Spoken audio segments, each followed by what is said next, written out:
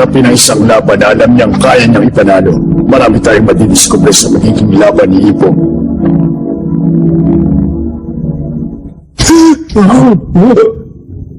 Bakit ako? Ngayon ko lang naisip ang nakakakilabot na bagay na to. Sa susunod na laban ni Ipo, magiging undercard ang laban ko. Oh, ano naman ngayon? Ibig sabihin, hindi na naman pang undercard match ni Ipo. Undercard match na rin ako ni Sukumichi ngayon. Undercard match ka ng mga binubulyawan mo dati.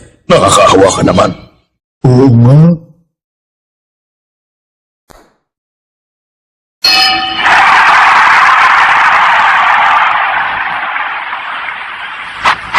Huwag mo madali.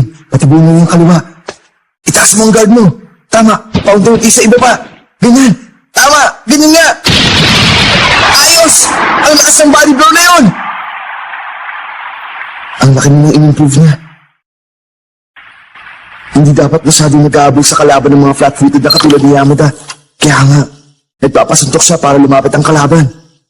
Kailangan ng lakas ng loob sa strategy niyo. Sige po.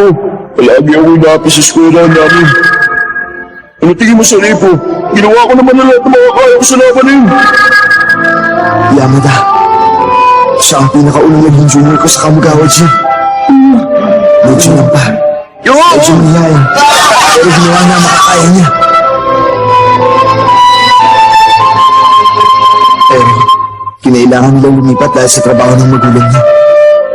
Yamada! Huwag kang titigil sa pagbaboxing! Dapat galingan nating dalawa, okay?